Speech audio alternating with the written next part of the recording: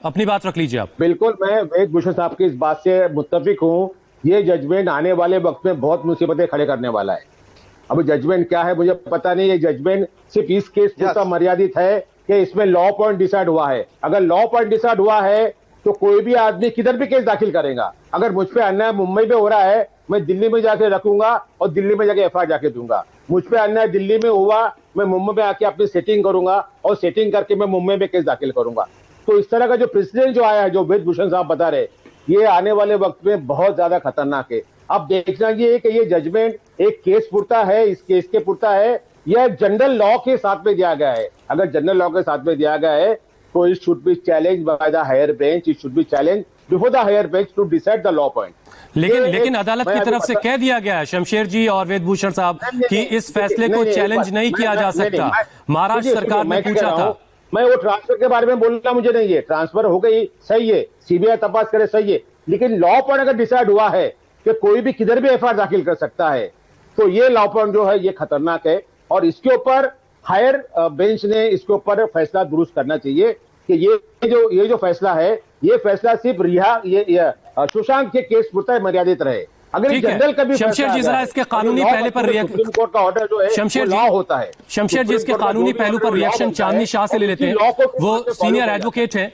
तो अगर इससे हुआ है तो वेद भूषण साहब का जो एप्रीहेंशन है वो एप्रीहेंशन मेरा भी है। चांदनी आप रिएक्ट करना चाहेंगे?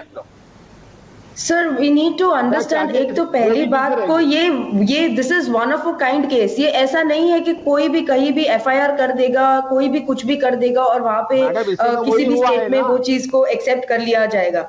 जब स्टार्टिंग से ही अगर मैं कुछ पूछना चाहती हूँ सर, आप दोनों आप पूर्व पुलिस अधिकारी हैं, आप मुझे ये बताइए पहले 7 दिन में, पोस्टमार्टम के पहले 7 दिन में इंक्वेस्ट रिपोर्ट क्यों नहीं फाइल हुई मजिस्ट्रेट के सामने?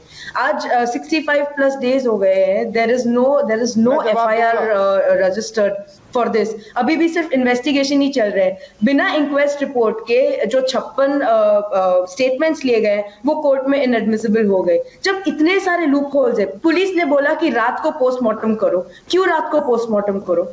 दिशा था उसमें बॉडी को 2 दिन रखा गया था क्योंकि वेद जी और शमशेर मैं आप दोनों का जवाब दूंगा, लेकिन उससे पहले चिराग पासवान कुछ कह रहे हैं, जरा उनको सुन लेते हैं। पहले मोड़ने का प्रयास किया।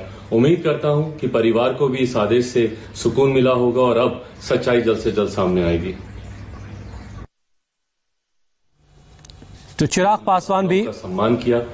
उम्मीद है कि अब जब ये मामला सीबीआई के हाथ गया है और सीबीआई इसकी जांच करेगी तो एक लंबे समय से जो हम इंतजार कर रहे हैं कि इस मामले में सच्चाई क्या है, वो सच्चाई सामने आएगी।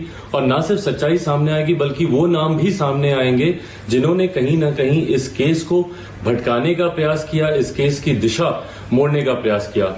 उम्मीद करता हूं कि परिवार को भी इस आदेश से सुकून मिला होगा और अब सच्चाई जल्द से जल्द सामने आएगी। तो चिराग पासवान उम्मीद कर रहे हैं कि इस फैसले से परिवार को सुकून मिलेगा और बहुत जल्द इंसाफ होगा।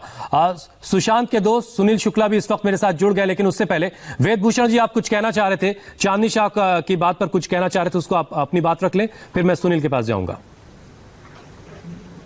चांदनी शाह का एक महिला एडवोकेट होने के नाते मैं सम्मान करता हूं, पर उन्होंने 1 हफ्ते के इंक्वेस्ट की बात की थी। ये समझती होंगी 174 सीआरपीसी के तहत ये इंक्वेस्ट की जा रही है। अभी बॉम्बे पुलिस ने क्लोज नहीं की है इंक्वेस्ट, ध्यान रखें चांदनी शाह।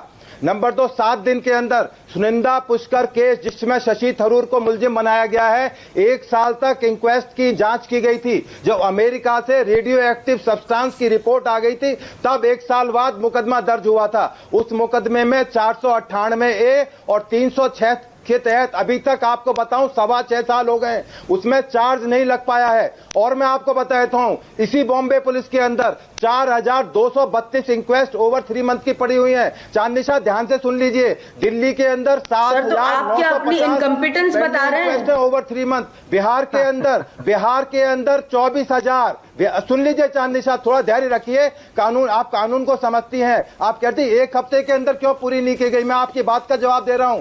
बिहार के अंदर 11,500 इंक्वेस्ट पेंडिंग है ओवर 3 मंथ। आप सुन लीजिए, थोड़ा धैर्य रखिए सुनने का। आप एक कानून की जानकार हैं, पर आप थोड़ी और भी जानकारी। ठीक है वेद जी हम आज के विषय पे ही रहते हैं। ऊपर की कोर्ट तक जाना है, बड़ी पोजीशन पर आपको जाना है। आप सुन लीजिए, सुनने का धैर्य रखिए। ठीक है वेद जी। शमशेर साहब छोटी सी अपनी बात रख लें, फिर मैं सुनील के पास जाऊंगा। या ये हाँ देखिए, मैं इसमें जो एडवोकेट साहिबा ने जो कहा कि एफआईआर दाखिल क्यों नहीं हुई, हर सुसाइड केस में एफआईआर दाखिल नहीं होती मैडम, हर सुसाइड केस में जब तक कि एविडेंस नहीं आता है, विटनेस नहीं आते हैं कि there is a substantial evidence to show that he was instigated to commit suicide और it was a murder. So inquest का जो इंक्वायरी 174 में होता है to find out the cause, वो कॉज जब तक के फाइनल नहीं होता है उसके लिए टाइम लिमिट नहीं है उसके लिए, जैसा वेद भूषण साहब ने कहा है। पुलिस अपना टाइम लेती है और जब उनको लगता है कि इसमें एफआईआर होना चाहिए तो एफआईआर दाखिल होता है, अगर नहीं एफआईआर वाली सब्सटेंस है एफआईआर दाखिल नहीं होता है। ये जो पटना ने जो एफआईआर दाखिल किया without any evidence, without any inquiry under 174, they register FIR under 306। मुझे ये बताओ पटना शमशेर जी बस अब जरा मुझे सुनील के पास जाना है।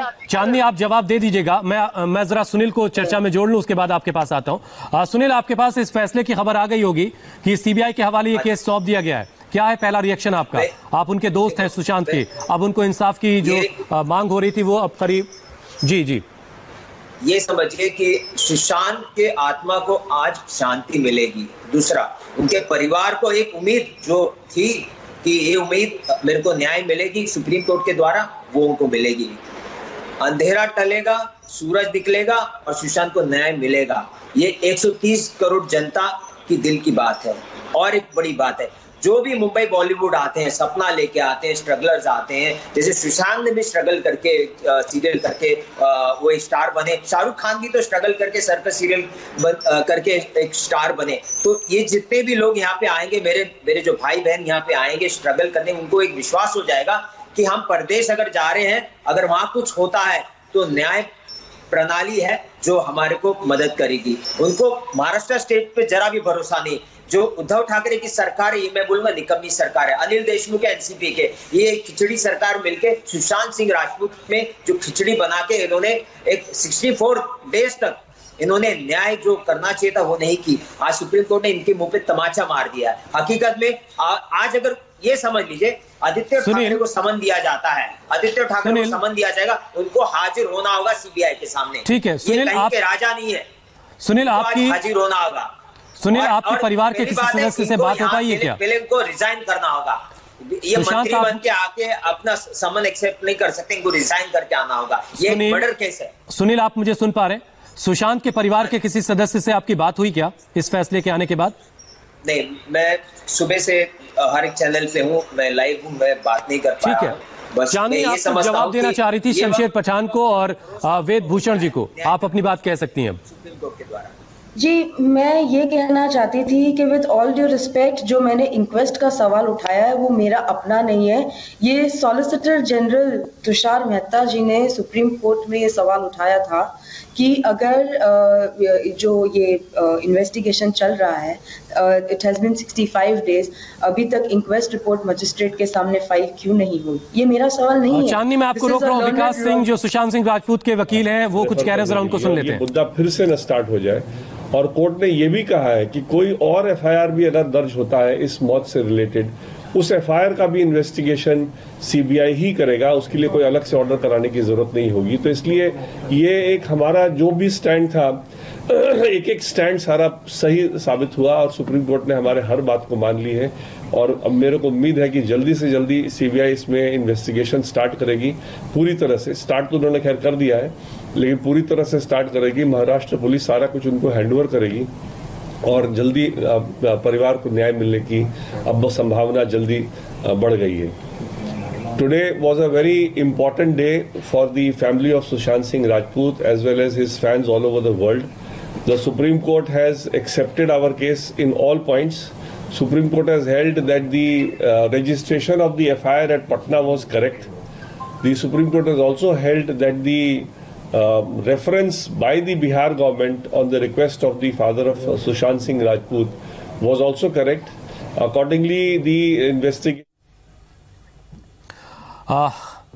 विकास सिंह को सुन रहे थे आप, वो कह रहे हैं कि अब इंसाफ बहुत जल्द सुशांत को मिलेगा। हमारे साथ उज्जवल निकम जुड़ चुके हैं जो वरिष्ठ वकील हैं। उज्जवल निकम साहब, एक इस फैसले में जो एक बात कही गई कि महाराष्ट्र सरकार इस फैसले को चैलेंज करना चाहती थी, लेकिन इस फैसले को चैलेंज नहीं किया जा सकता, अदालत ने ये बात कही, इसके मायने क्या है, जरा समझाइए आसान लफ्जों में। देखिए, ये बड़ा हिस्टोरिकल फैसला है जी। हिस्टोरिकल मैं इसलिए कहूंगा कि सुशांत सिंह के हत्या के मृत्यु के बाद जो देश तो उज्जवल जी का संपर्क हमसे टूट गया, हम दोबारा उनसे जुड़ने की कोशिश करेंगे। उज्जवल निकम, वरिष्ठ वकील, वो हेलो, सुन पा रहे हैं आप? जी उज्जवल जी, अपनी बात पूरी कीजिए।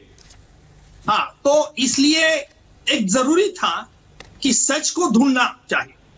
और जिस प्रकार बिहार पुलिस और महाराष्ट्र पुलिस में जो टकराव चल रहा था जी, बिहार लगातार आरोप कर रही थी बंबई पुलिस पर, बंबई पुलिस ने स्पष्ट शब्दों में उसका इनकार नहीं किया।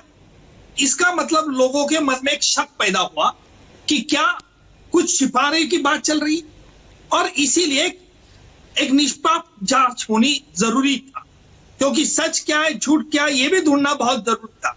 अभी ये पूरा मामला है, ये सर्कमस्टेंशियल एविडेंस पे है। हमेशा कहा जाता है man may tell lie but circumstances do not, man may be motivated but circumstances do not. इसका मतलब यही होता है जब कोई मामला जब सर्कमस्टेंसेस पर आधारित होता है तो उसकी तार जुड़ाना पड़ता है। सीबीआई के सामने यह बड़ा चैलेंज रहेगा कि सुशांत सिंह ने आत्महत्या की है तो आत्महत्या क्यों की है, क्या वजह थी, उसका ढूंढना पड़ेगा। अगर आत्महत्या नहीं तो हत्या है, तो हत्या किस आधार पे हत्या है, इसीलिए सीबीआई के सामने बड़े बड़े चैलेंज होंगे। मुझे उम्मीद है कि महाराष्ट्र पुलिस, बंबई पुलिस पूरी तरह से सीबीआई को कोऑपरेट करेगी। सुप्रीम कोर्ट का भी कहना है यही, कोऑपरेट करना है और करेगी, और देखना है कि इसमें से सच क्या निकल के आता है। उज्जवल साहब, मैं आपको रोक रहा हूं, माफी चाहता हूं। मुंबई के पुलिस कमिश्नर का बयान इस वक्त आ रहा, जरा पहले वो सुन लेते हैं। आगे फर्दर कोर्स ऑफ एक्शन हम डिसाइड करेंगे।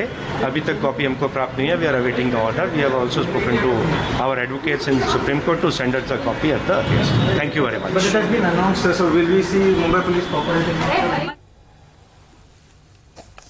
बहुत ही सधी हुई सी बात कि हम इंतजार कर रहे हैं, हमारे पास अभी डिटेल्ड ऑर्डर की कॉपी नहीं आई है, उसके बाद हम कोई रिएक्शन दे पाएंगे। इतनी बात कह के परमवीर सिंह आगे बढ़ गए हैं। उज्जवल निकम साहब, आपकी बात अधूरी रह गई थी, आप अपनी बात पूरी कर लें। देखिए, अब ये देखना है कि सुशांत सिंह मेंटली फ्रस्ट्रेट हुए थे क्या नहीं हुए, क्योंकि जो आरोप कह जा रहा है कि उन्होंने आत्महत्या की, तो आत्महत्या की तो वजह होनी चाहिए। अगर वजह हो रही तो क्यों आत्महत्या की, किसके वजह से आत्महत्या की, क्या ऐसी गड़बड़। और इसीलिए कॉन्डक्ट ऑफ सुशांत सिंह जो भी है, उसकी फाइनेंस सेक्रेटरी के मरने के बाद, सुसाइड करने के बाद क्या क्या बातें हुई, किस प्रकार हुई, और ये सीबीआई को ढूंढना पड़ेगा।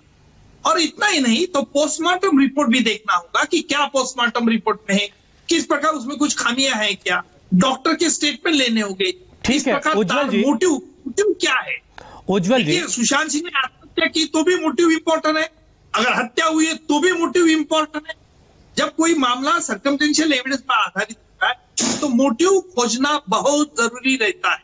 और मुझे लगता है कि ये पूरे मामले में सीबीआई के पूरे पहला चैलेंज होगा कि मोटिव क्या था इसमें। उज्जवल जी, एक अहम सवाल, हमारे पैनल में 2 पूर्व पुलिस अधिकारी हैं,